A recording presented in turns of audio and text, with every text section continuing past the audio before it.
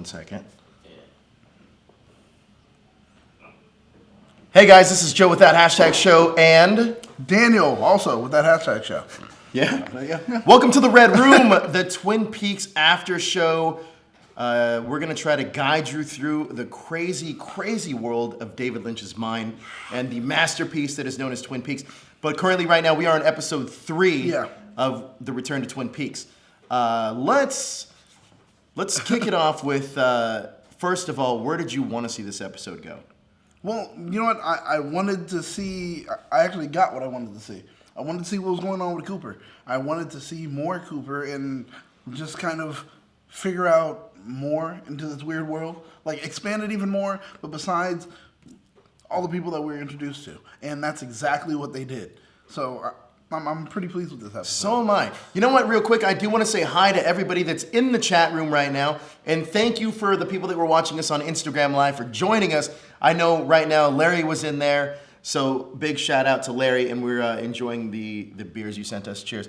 And cheers for you, Larry. It's really good. Also, what we're going to be doing is we're going to be talking about we're going to be breaking down the episode and trying to, our best interpretation at least, trying to figure out what was going on in the episode. So one of David Lynch's biggest kind of tropes is figuring out what he's actually saying. Because there's a lot of undertones of satire mixed with symbolism, and it's all there. So if anybody that's a David Lynch fan, this is going to be the show for you.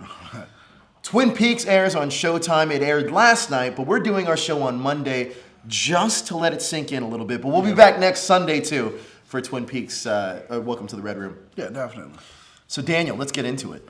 Let's get into it. Okay. This episode was, well, one, I will say it was very surreal. Surrealistic, very surrealistic. Yes. There was less based in real world, except for, well, it started out not being based in real world. It started out being based in this metaphysical kind of existence, which is what? Was it still the Black Lodge? No, the area of the Black Lodge. I don't think so. I would think it was Agent Cooper escaping the Black Lodge, or getting out of the Black Lodge. I think this was the transition back to the real world. So then, okay. That's my guess. There's a Black Lodge. There's a Black Lodge. There's the waiting room that we all know. We know red curtain, red room. But so, where exactly was that then? When he was there, where was that? The space in between, man. Okay. That's my best guess, the space in between. Okay. I'm on season 2 of Twin Peaks right now. That's from Ryan and Steele Thomas. You know what? Twin job, Peaks is great. I love season 2. It has a lot of mystery. But back to this episode, I think that what we saw here is, this was as close to David Lynch's original film, Eraserhead, as we've seen, in terms of the first few scenes. This was very surrealistic in terms of like the characters, the sounds. It almost seemed like this, the way he even shot some of these scenes when we did see him through space, and when we got to that almost boiler type room. Yeah, it seemed like it was almost kind of like still frame. It would almost seem like a flip book. You know what I mean? Like in a flip book where you would stop and go again and stop and go again, because it had this weird kind of timing in a sense. Of the scene playing out. Well, yeah, the movement, just the progression of that whole scene. It was that way. Like it was really staccato. It would move then stop. And then by the way, stop. I forgot to mention, we got a little feature called the Super Chat. What the Super Chat does is help support the show, and we give it right back to you guys, the fans. Something that we're doing on the Super Chat is we're getting a lot of cool prizes, acquiring a lot of cool prizes through your Super Chat, and it also helps us keep this show free for you, the fans. That's right. But we also want to say, if you like Twin Peaks, please share out this video to any social media you might have, whether it be Twitter, Instagram, Facebook.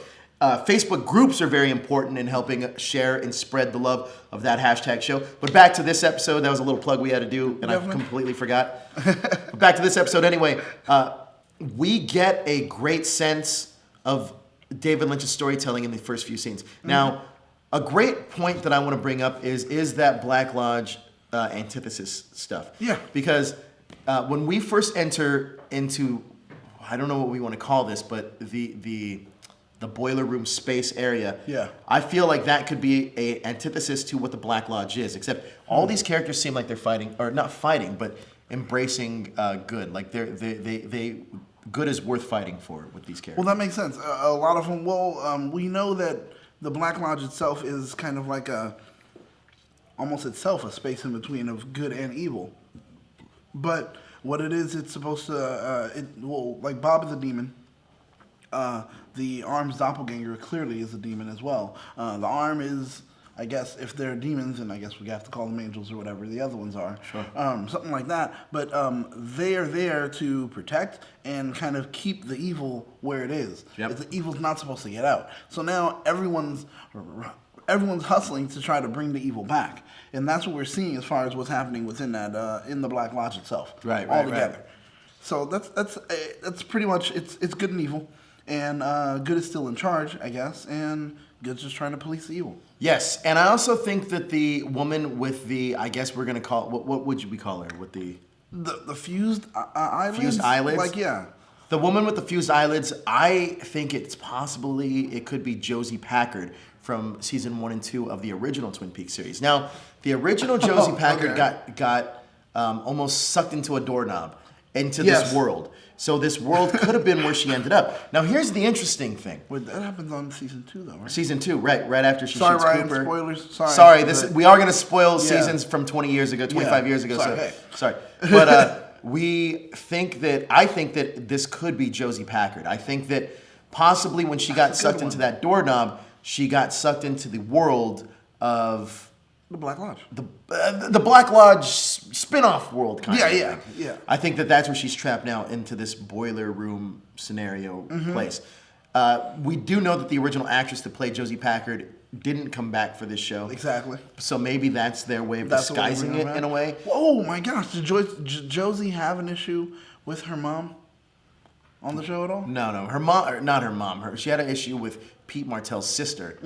That was a huge thing too. Yeah, but not her mom. See, that's the thing. I'm just saying that because at one moment she did say, was it her or was it the other woman that was in the room later that didn't have the fused eyes? You're talking about okay. So the mom. Here's something that's interesting.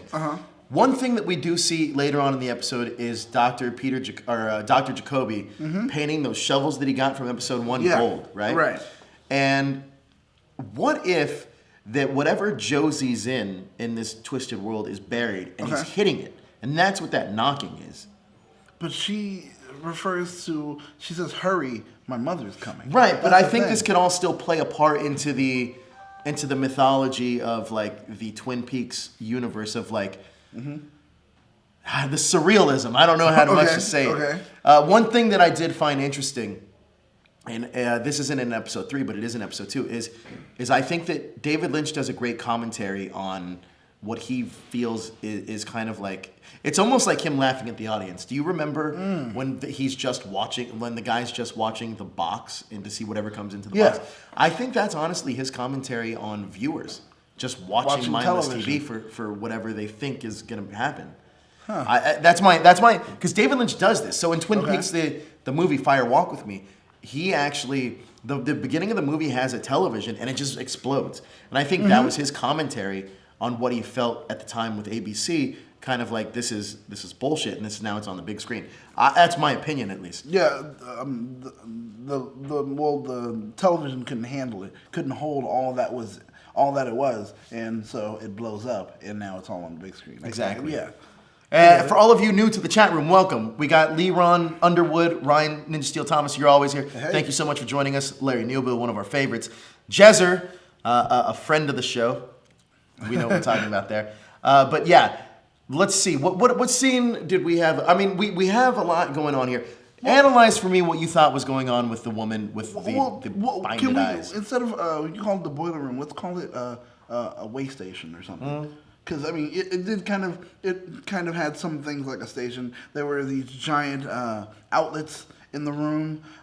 Actually, just dissecting the room. There were the giant outlets in the room. There was the chair and everything like that. They go up the little kind of ladder, like a service ladder. After going up the service ladder, she gets outside and there's like this kind of like almost like a satellite cone, right? That, it sits on top, and they're in space, and you see that they're in space. The weird thing about it was like, let's say it's Josie.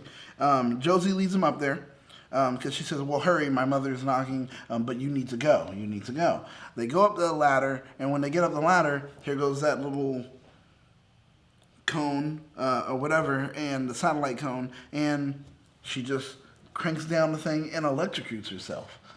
Like, what was that about? I don't know, but obviously it had a means to get Agent Cooper back to the real world somehow. Yeah, like, do you think that was a self-sacrifice play? That's what I was wondering. Like, did she...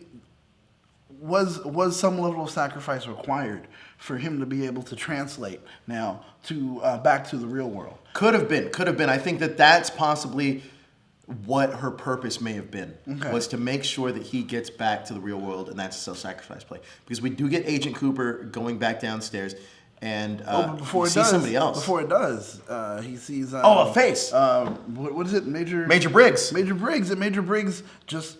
Blue Rose. Blue Rose. I don't know what the reference to Blue Rose is, and if you guys happen to know, or if you guys are jumping on the internet, searching in Google or anything while we're watching it, please do not hesitate to tell us exactly what it is in the chat. Ryan Super know. Steel Thomas says, was Agent Cooper in a dream or was it real?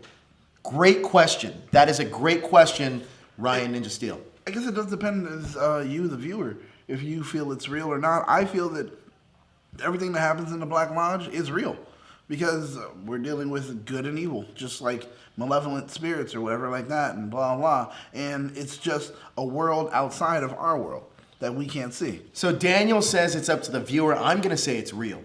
I'm going to say it's real. I think that Agent Cooper, whatever he's experiencing, is happening for Agent Cooper. Okay. I think that the Black Lodge is something that exists in this world, and I think it's obviously somewhere you can actually physically travel to. Yep. So I think it is real, yes. That's true. Before we get into all that, where are we going next? Dude, but so after the Blue Rose thing, which I still need to know, he goes back down the little service ladder, and does he see someone else? Or there's another person there. Yeah, right? Yeah. There's like another woman wearing a red dress, and her eyes aren't. Her eyes aren't, yeah. Yeah, her eyes aren't like fused or whatever like that. And she's the one that actually says, "My mother is coming." My mother is coming. Yeah, and I need to know what the significance is, but my mother's coming. And then, sure enough, remember before he goes up, he sees a number on this giant plug. 15? Yeah. He sees the number 15. When he comes down, he's looking at another one. It's another plug? 3, I believe. Yeah, and it says 3. Is it another plug, or is it the same plug and now the number's changed? I don't know. Maybe the number's changed. Something changed. Something definitely changed. Before we even went into this, you pointed out something concerning the plugs. About like 15 and 3. Well, no, I mean, I don't know if I pointed this out as much as the first episode when the Giant's talking to Cooper, he lists off a series of numbers that he says that these are important. Mm-hmm. Could these be? Are those numbers? I mean, I'm sure it's easy enough for us to figure out. Yeah, but I don't know off the top of my head. Right. No, but what I was referring to is, like you said, how they had something to do with which number he chose or which plug he chose, where he was going to come out. Right. So here's the thing. We see, and this actually jumps us right into our next big plot point, is we see Agent Booper, Mr. Booper. A lot of people are calling him Mr. C. Yeah, we call him Booper. We call him Booper. A lot of people say Mr. C.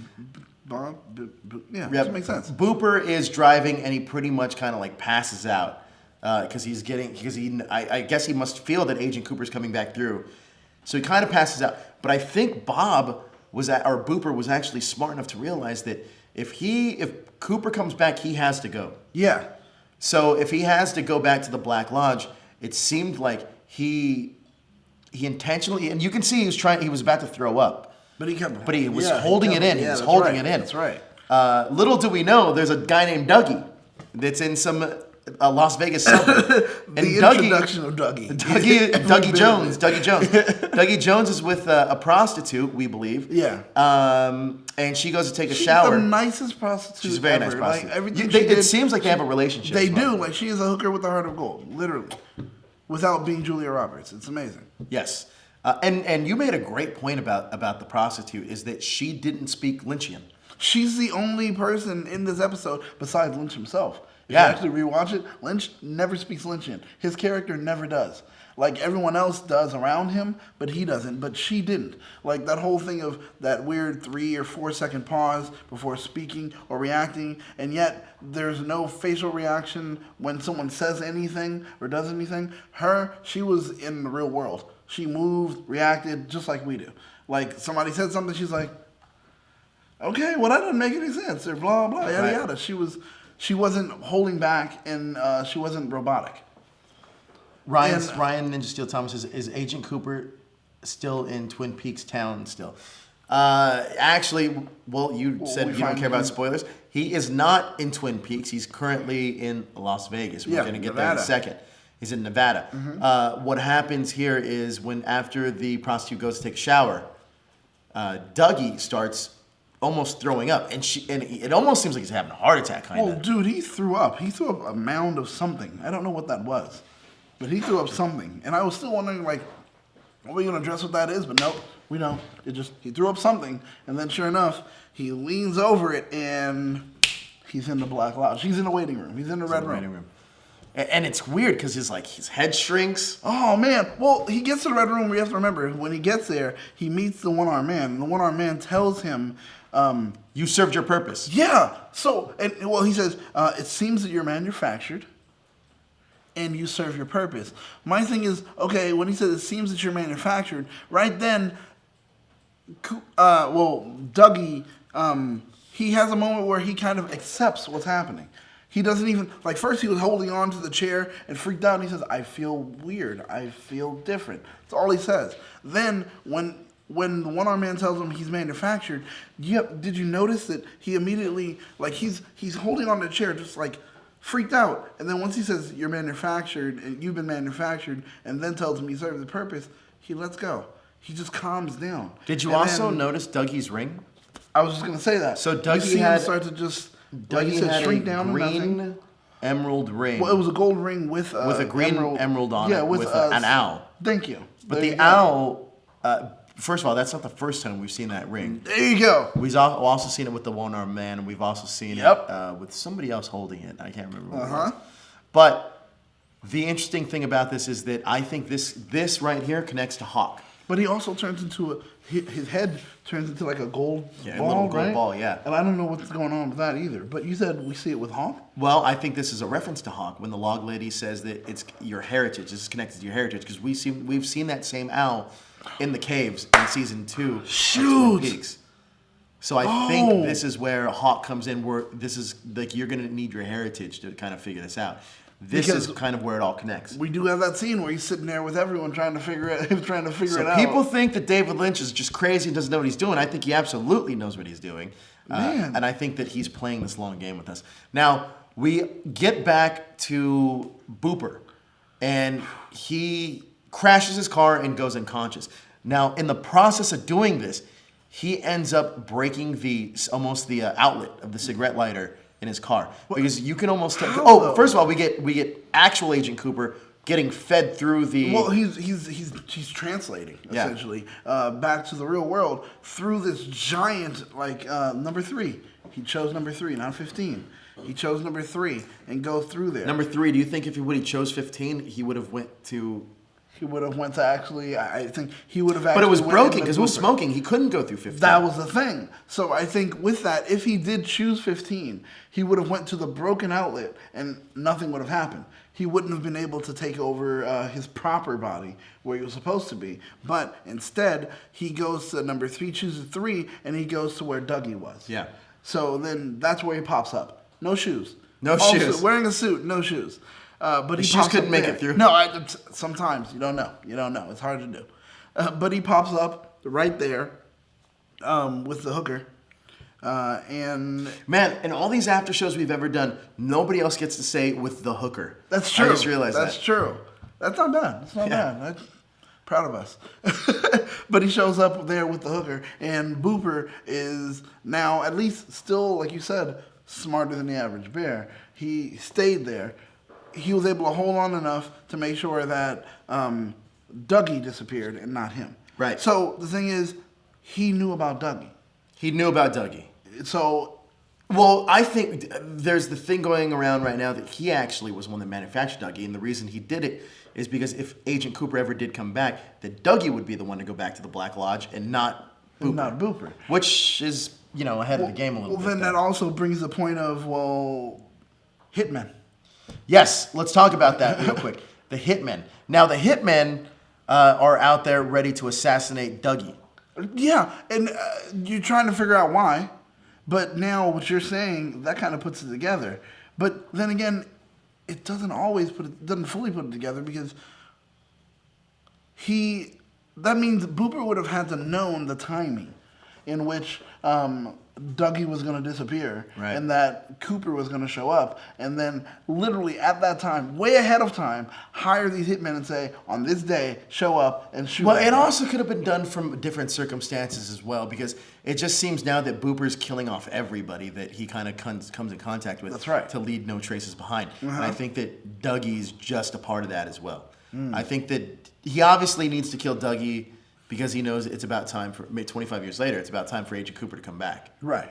So maybe that was his play all along. We're not sure. There was some information he needed from the past episode, and he got information. That's right. So maybe this is a whole catalyst of why that's happening. So, but I mean, he did dispatch. Well, someone dispatched the hitmen, but it does kind of seem like it's Booper that did. It also could have been the guy in the casino that we saw in episode 1 in Las Vegas, where he's just like, no, leave him alone. You know, like the guy from Mulholland Drive. Yeah. He's like, That's what he did. It could be. It could be. But so the hitmen go out. They're dispatched to go ahead and take down Coop. And because nowadays Cooper, Dougie's gone. So they're there to take down Coop. And one of the hitmen is waiting. He sees that the car is there. And he doesn't know if Boop's inside with the hooker or not or whatever like that. He thinks Cooper's there, and he puts something below the other car. Was that A bomb. Was it a bomb or was it a tracker? I think it was a bomb. Cause I'm like, a bomb. It's so small for. It could be a tracker, I guess, but it seemed to me. It But I seemed would like a bomb. think because they were ready to kill Because him. he even called it something, and That's yeah. See, there you go. well, I think it was a bomb, mainly because we see the cracked out woman across the street watching this all, and she's like, 119. It wasn't her. It was her son. It was her son, right, watching. right. And then she's over here saying 119, 119, which is 911, guys. I mean, she's speaking backwards in plain, and that's the thing. In our world, speaking backwards, it's okay. It's there you go. You're speaking backwards. It's not speaking backwards. Play it fast forward in backwards, and then play it. Yeah, it's just she's speaking backwards. 119, 119. And her kid's just calm as can be, while her mom just looked completely cracked out. Like, I need to know what's going on with her, which most likely we will get some info concerning her. Lynch, in an interview with Entertainment Weekly, said everything that we do see that you wonder, hey, what's going on? Are we going to see this person again or give me more info? He says you do get information. He said you'll definitely get some information concerning that guy that was in the cell next to freaking Shaggy. That just fades away and then his head just kind of floats off. That was interesting. He says we're going to get more information about that coming soon. So he's like, that's just to point out that everything that you'll see will have an answer. Sure. So I love that. That's great for me. As do I. Next scene we got going on. Let's jump ahead a little bit. Mm-hmm. Let's talk about the police station back in actual proper Twin Peaks. Okay. This is where we get to see our first appearance of recasted Agent Harry Truman. Yeah. Okay. He is there with his other deputies, I guess. One of them is a straight up douchebag. Oh yeah. And he tells him to leave because he keeps making fun of Andy. Yeah. Okay. That's right. And we get to see their interaction. Okay. Truman's essence is about the same, but this was mind-blowing to me.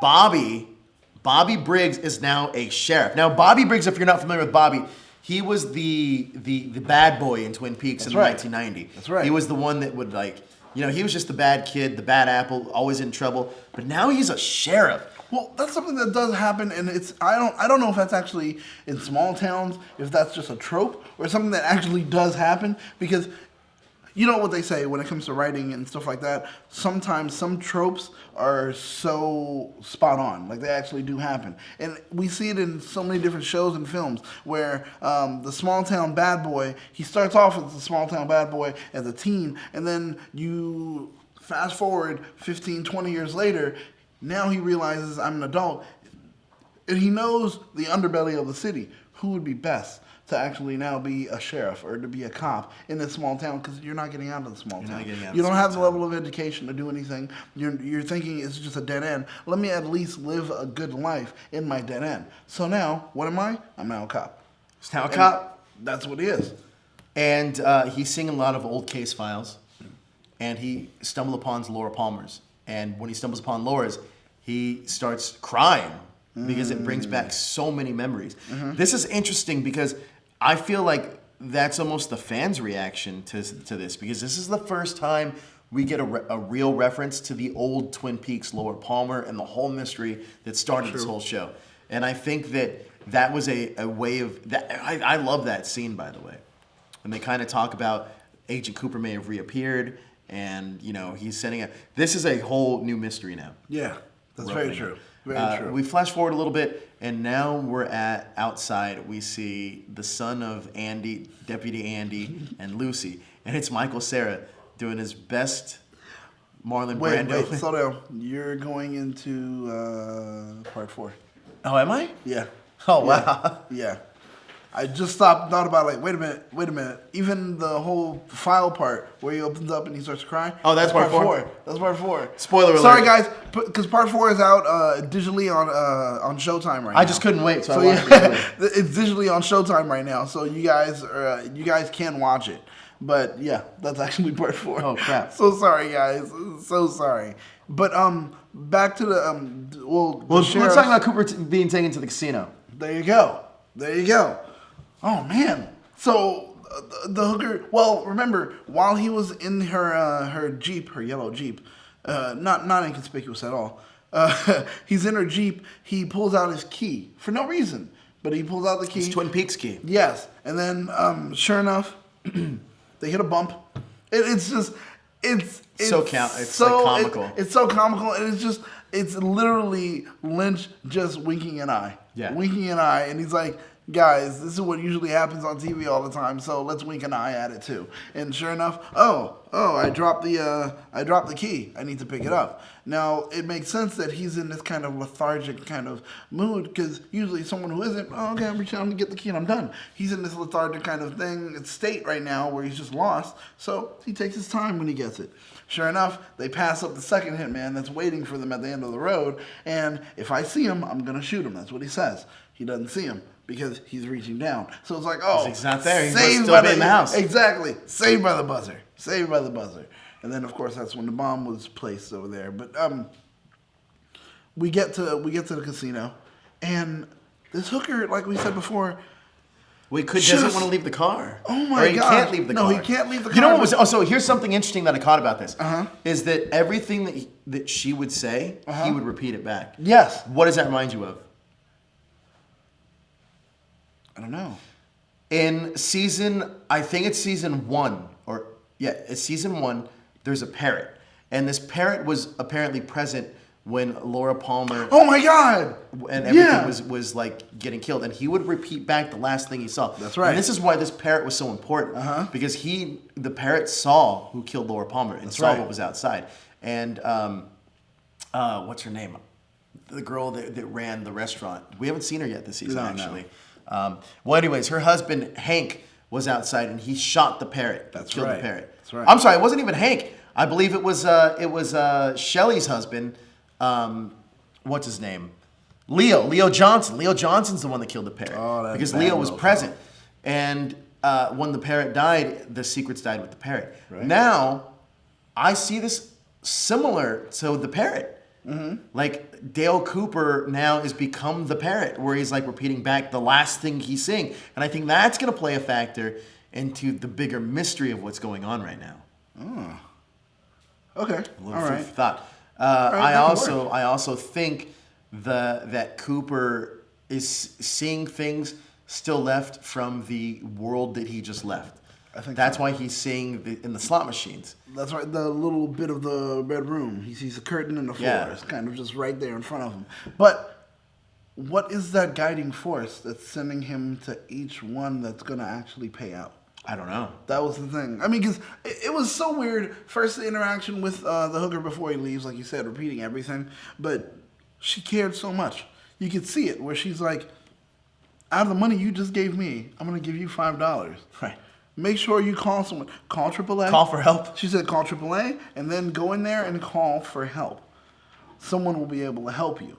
Like, so she happens to send him there, and sure enough, I don't know what the forces of be or whatever. So Ryan Star Super Steele Thomas says, how did Agent Cooper hang up with the naked lady? I mean, I'm sure that means end up with the naked lady. Uh-huh. Well, he was kind of transported from whatever plane of existence he was in to be there. Yeah. Well, pretty much Dougie, who was like, now we found out, is like some doppelganger, manufactured doppelganger that was possibly made by Booper, Bob, as a placeholder for Cooper if Cooper came back. Pretty much, he hired a hooker. And with him hiring a hooker, the naked lady, he ends up throwing up and disappearing, and Cooper shows up in his place. Like, they literally did a switch from the Black Lodge to real world. So when that happened and that switch happened, that's how Cooper's there. So Cooper ends up with her. She has no idea because she even mentions and says, "Oh, looks like you had a haircut." Yeah. And where'd you get that suit from? Where'd you get that suit from? Are you having a stroke? Yeah. It looks like you may have had a stroke in there. I don't know for sure. Because he doesn't know what's going on. Like, he's just sitting there. She turns to him and goes, I think you may have had a stroke. Call AAA. Call for help. Those AAA going to help you if you had a stroke, which is great. I don't understand that at all. I don't get it. I wish the title of this episode was Call AAA. I think you had a stroke. Call AAA. What? That would have been good. That would have been good. On your shoes. Wear your shoes. But I'll go get them. Back to this actual story of where we are, though. Agent Cooper's walking around, and he's guided by what we'll call the Black Lodge, and it's over machines that are going to work. And he sees a guy hit a small jackpot, and he just goes, "Hello." So Cooper, on the other end, thinks that this is what you're supposed to do. Goes up to a machine, before he wins jackpot, he goes, "Hello," and wins every single jackpot. I love the fact he goes up to a homeless lady. Oh my God! And he points at the one that he saw the Black Lodge floating over. And she's like, "Fuck you." Oh my God! She was not having any of it. She was already pissed that he won once. And then he goes to another one and wins right next to her. And then he looks at the one sitting literally right next to her. And he points at it. And she goes, and it's not even just like a cool middle finger. It's like this. It's one of those where you're like, somebody's upset when they like, pow! Like, and then they, so he kind of leaves because they're like, "Oh, you just won like $27,000." And then he just walks away. No, he doesn't. I need help. And she says, "Yeah, that's why I'm here. And we're gonna help you collect all this. It's much more than what you see here." That's blah blah. I love that whole explanation to make sure it was all clear. And then he walks away. And then they ask the homeless lady, "Oh, where's Nut Job? He walked off." It's great. He just walks off. And then she runs over to the other machine. And then she puts in a quarter and she wins. Does she? Yeah. But then she calls him Mr. Jackpot. Yeah, that's right. She's like, "Which one next, Mr. Jackpot?" Hello. That's all he would do. It was great. But that's pretty much where the show kind of ended. No, we still got the FBI office. Oh, the FBI we got the office. FBI office. This is interesting here. This is where the show really ends. Good. The FBI office is where we see David Lynch's character and Miguel Ferrara. Rest in peace, Miguel Ferrara. Every time I get Albert. to see Albert is Miguel Ferrara's character. That's right. I forgot the name of David Lynch's character, but I don't know. I think I mentioned him in the notes. I don't know. But yeah, David Lynch's character, director. I forgot his name. Director Cole. There you go. Boom. Director Cole. Because I remember that because of the phone call. But Director Cole. Did he always have him in both ears? I believe he had it only in one ear. One ear. Now he's gone. Well, he may have had it in both ears. No, I think he only had it in one originally. Now he has it in both ears. He's deaf. He's deaf completely, and yet he's a director. Yeah. of some branch of the FBI, essentially. Oh my gosh! But the interesting thing is, and they're with a female detective now too, because they're having a boardroom meeting and they're talking about what they're seeing on screen. Well, they talked about what they saw on screen, and then he tells everyone else, "All right, goodbye, leave." Tells her to stay. Tell me what you found out about New York. Yeah. And that's where it's like, wait a minute.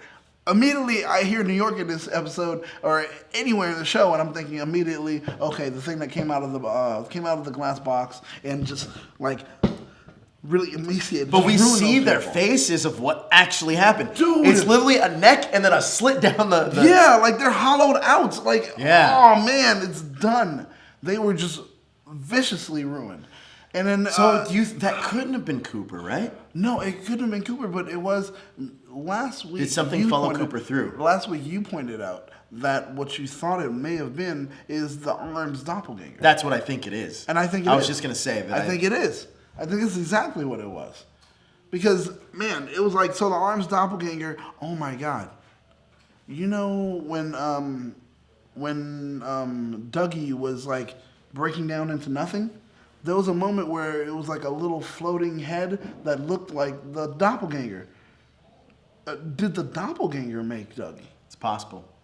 The doppelganger. Because the doppelganger is also evil. Maybe it's working in line with Bob. Like, okay, Cooper is working with the arm. The arm is good. Right. Cooper's good. Right. There you go. So the arm's like, I need someone as far as my soldier in the real world. So that's you, Cooper. All right. And here goes the doppelganger, and it's like, I need someone that's my arm in the real world. That will be you, Bob. Yeah. So that's it. That's like, these are my soldiers. I agree. And these are so that's probably what's going on. But now we know that they're headed out because they get a call that they have Cooper. He's excited. And he's like, I haven't talked to Cooper in Yeah. years.